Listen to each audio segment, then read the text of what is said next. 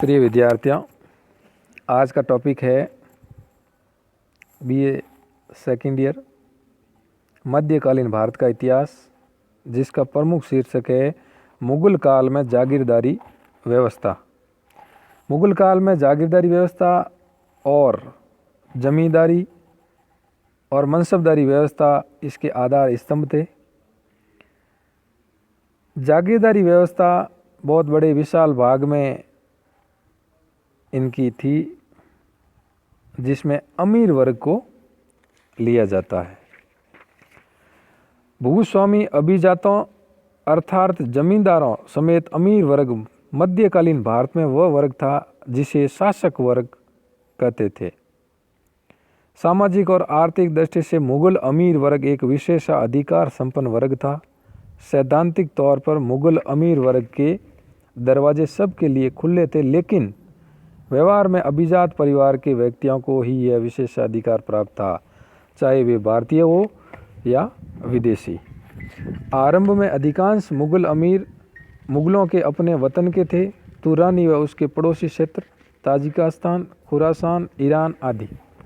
हालांकि बाबर तुर्क था, पर मुगल शासकों ने कभी संकीर्ण नस्ली नीति अपनाई थी। बाबर ने अग्रणी अफगान अमीरों को अपनी ओर लाने का प्रयास किया, पर वे अशांत और अविश्वसनीय साबित हुए और जल्दी ही दूसरी ओर हो गए। अकबर के शासनकाल तक बंगाल और बिहार में मुगलों और अफगानों की खींचतान जारी रही, लेकिन जहांगीर के शासनकाल में अफगान भी अमीर वर्ग में शामिल किए जाने लगे। शेखजादा या हिंदुस्तानी कहलाने वाले भारतीय मुसलमानों को भी सेवा में भर्ती किया जाता था। अकबर के शासनकाल से ही हिंदू भी नियमित आधार पर अमीर वर्ग जागीरदारी वर्ग में शामिल हो गए।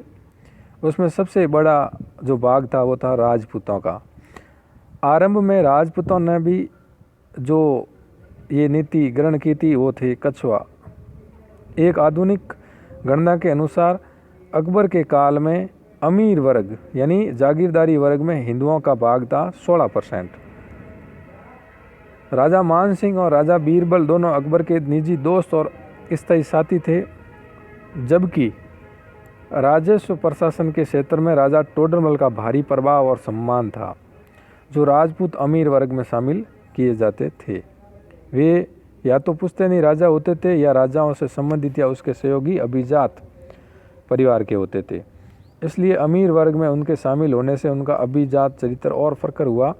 इसके बावजूद अमीर वर्ग ने समाज के निचले वर्ग के लोगों को प्रोन्नति और यश प्राप्त का एक रास्ता जरूर दिया। उदाहरण के लिए केंद्रीय और प्रांतीय सरकारों में विभिन्न स्तरों पर अनेक कायस्थ और खत्री भर्ती किए गए।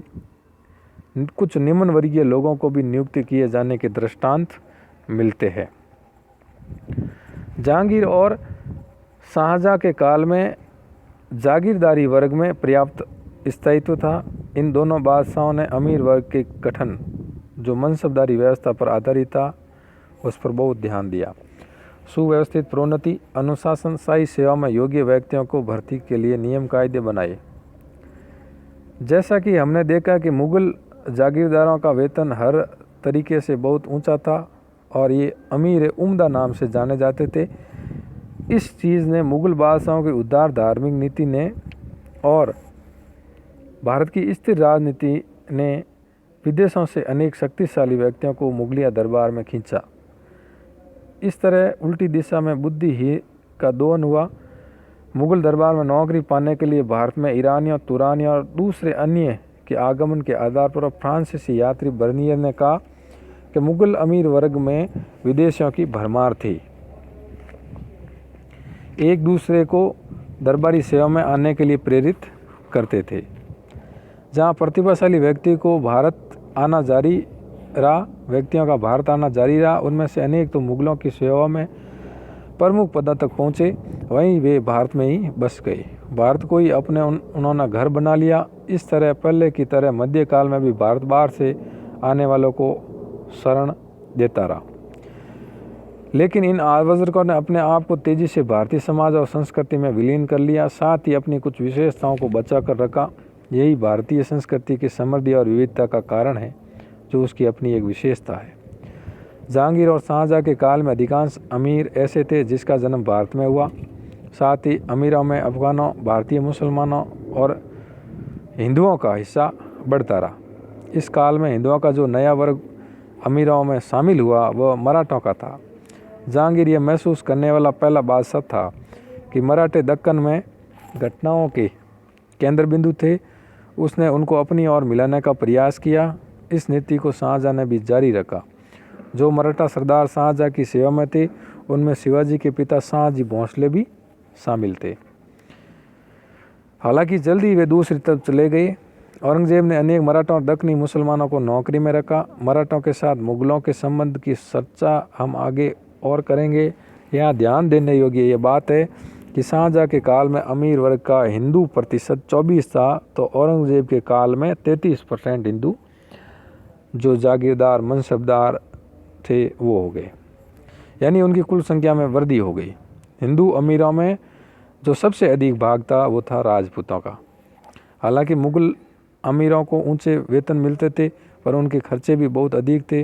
हर अमीर नौकर चाकरों का एक बड़ा दस्ता, विषय काय, अस्तबल, हाथी, घोड़े इत्यादि के साथ यातायात के साधनों के साथ जो तत्कालीन मौजूद थे चलते थे साथ में लेकर। उनमें से अनेक के पास स्त्रियों से भरे बड़े हरम होते थे जो उन दिनों ऊंची स्थिति वालों के लिए सामान्य बात मानी जाती थी।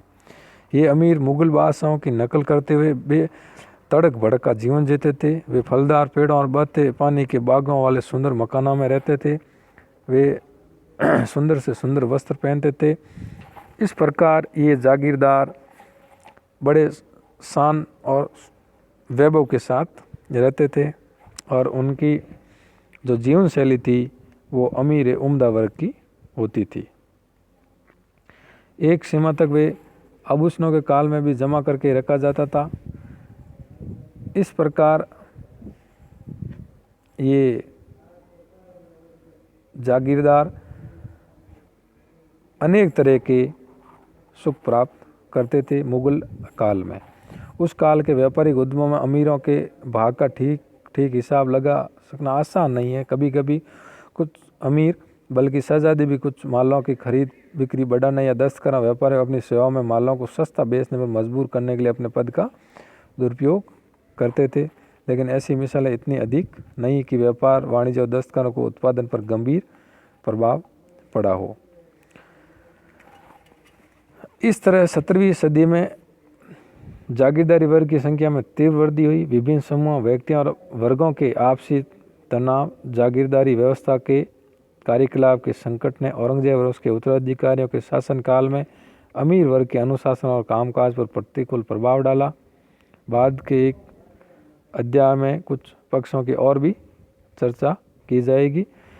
अब जो इनके जागीरदारी जो व्यवस्था के साथ जमींदार थे उनका क्या प्रभाव था उसको हम जाने। अबुल फजल और दूसरे समकालीन लेखकों की रचनाओं से स्पष्ट है कि भूमि का व्यक्ति के समय भारत में बहुत पुराना है। भूमि के स्वामित्व का अधिकार मुख्यतः वंश पर आधारित था, लेकिन भूमि के स्वामित्व के नए अधिकार बराबर पैदा होते रहते थे। परंपरा यह थी कि जो व्यक्ति किसी भूमि पर पहले पल कृषि करता था वह भूमि का स्वामी माना जाता था। मध्यकाल में बहुत बंजर जमीन उपलब्ध थी। उद्यमी व्यक्तियों को किसी समूह के लिए एक नया गांव बसाना या किसी गांव की बंजर जमीनों को कृषि योग्य बनाना, इन जमीनों का मालिक बन जाना कुछ कठिन कार्य नहीं था। कृषि की जमीनों के स्वामी होने के अलावा जमींदारों के एक अच्छे खासे वर्ग को अन्य गांवों से मालगुजारी की वसूली का पुश्तैनी अधिकार प्राप्त था। इसे उसका तालुका या उसकी जमींदारी कहा जाता था। मालगुजारी वसूल करने के बदले जमींदार उनमें से एक हिस्सा पाता था जो कुछ क्षेत्रों में 25% तक चली जाती थी। जमींदार अपनी जमींदारी में आने वाले सभी ज़मीनों का स्वामी नहीं होता था। ज़मीन पर वास्तव में खेती करने वाले किसान जब तक मालगुजारी देते रहे वे बेदखल नहीं किए जा सकते थे। इस तरह ज़मीन में जमींदारों और किसानों के लिए अपने अपने वंशानुगत अधिकार प्राप्त थे। इस प्रकार जमींदारों के ऊपर एक जागीरदार होता था जो छोटे बड़े भूखंडों के स्वामी होते थे तथा उन्हें कम या अधिक आंतरिक स्वायत्तता प्राप्त होती थी। वो राजाओं की तरह जीवन जीते थे। राजाओं की अधीनता की स्थिति पर जोर देने के लिए फारसी लेखकों ने उन्हें भी जमींदार कहा है। यानी लगभग जागीरदार और जमींदार दोनों एक जैसे थे, लेकिन जमींदार जागीरदार से कम ज़मीन रखता था और जो ज़मीन का मालिक है उसको जमींदार, और जो जागीर यानी अनेक जमींदारों के ऊपर होता था उसको जागीरदार कहते थे। इस प्रकार मालगुजारी वसूल करने वाले जमींदार से ऊपर थी। इस तरह ग्रामीण समाज समेत मध्यकालीन समाज अत्यधिक खंडित अथवा सोपानबद्ध था। जमींदारों, राजाओं और सरदारों के अपने अपने सैनिक दल होते थे। वे गढ़ियों में रहते थे। उनका शरण स्थल और उसकी ऊंची स्थिति का प्रतीक दोनों होती थी। मध्यकालीन स्रोतों में जमींदार कहलाने वाले इन वर्गों की मिलीजुली खासी संख्या थी। इस प्रकार ये जमींदार बिखरे हुए थे और किसी समय में या एक स्थान पर कभी एक बड़ी सेना नहीं जुटा सकते थे।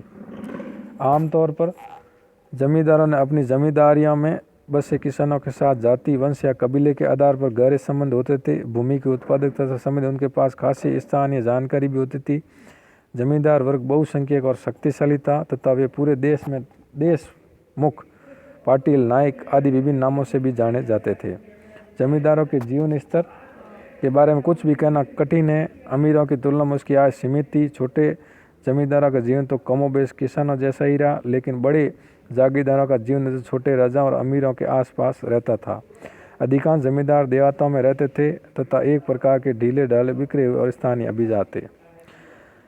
जमींदारों का मात्र जमीन पर नियंत्रण के लिए लड़ने वाले और अपने वर्चस्व वाले क्षेत्रों में किसानों का शोषण करने वाले व्यक्ति मानना सही नहीं होगा। अनेक जमींदारों ने अपनी जमींदारी की भूस्वामी कृषक जातियों के साथ गहरे जातिगत और नातेदारी के संबंध होते थे।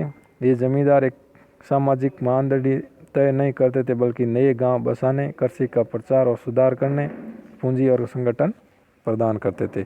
इस प्रकार ये जागीरदार और जमींदार मुगल काल में शासक वर्ग के आधार स्तंभ थे।